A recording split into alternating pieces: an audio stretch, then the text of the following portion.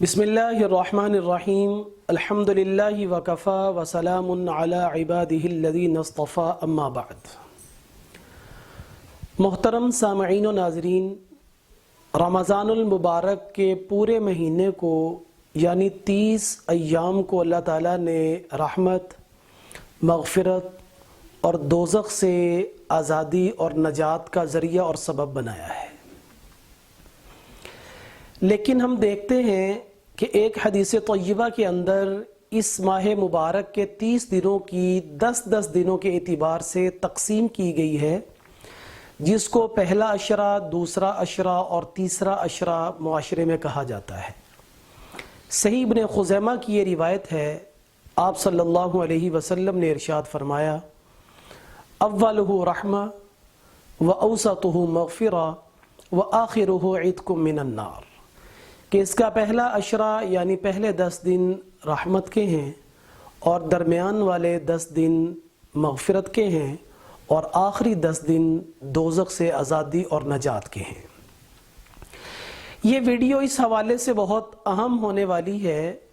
کہ social media پر اور زبان زد عام یعنی ہماری عام زبانوں پر یہ بات ہوتی ہے، اور ہم ایک دوسرے سے کہتے ہیں کہ رمضان کے تینوں عشروں کی اگر دعائیں آپ کے پاس ہوں تو وہ مجھے بھیج دیں۔ آج کی اس ویڈیو میں آپ کے سامنے یہ بات لانا چاہوں گا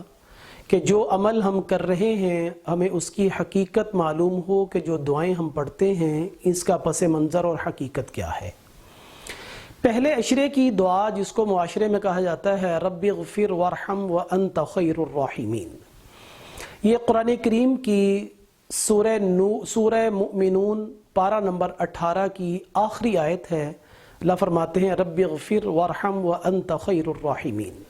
کہ اے اللہ تو بخشش فرما دے، تو رحم فرما دے اور تو رحم فرمانے والوں میں سے بہترین رحم کرنے والا ہے۔ دوسرے عشرے میں جو عام طور پر دعا کہی جاتی ہے وہ استغفر اللہ الذی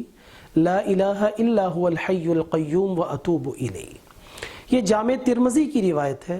آپ صلی اللہ علیہ وسلم نے فرمایا کہ جب کوئی آدمی اپنے بستر پر آئے اور رات کو 3 مرتبہ یہ استغفار کے کلمات پڑھ لے تو اس کے گناہ اگرچہ سمندر کی جھاگ کے جتنے ہوں،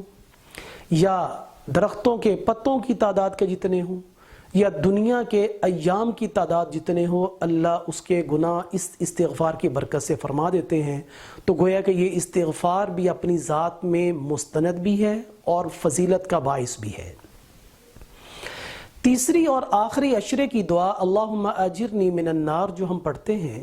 سنن نبی داود کی یہ روایت ہے کہ آپ صلی اللہ علیہ وسلم نے فرمایا کہ جو آدمی صبح فجر کی نماز کے بعد کسی سے کلام کرنے سے پہلے اور شام کو مغرب کی نماز کے بعد کسی سے کلام کرنے سے پہلے 7 مرتبہ یہ کلمات دہرا لے، تو اگر اس نے صبح کو پڑھے ہیں اور شام سے پہلے فوت ہو جائے تو وہ دوزخ سے بچ جائے گا،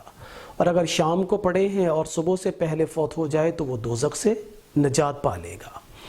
ہم نے دیکھا کہ یہ اپنی اپنی ذات کے اندر دعائیں بہت فضیلت کی باعث ہیں، لیکن یہاں پر ایک بات یہ آپ سے عرض کرنی ہے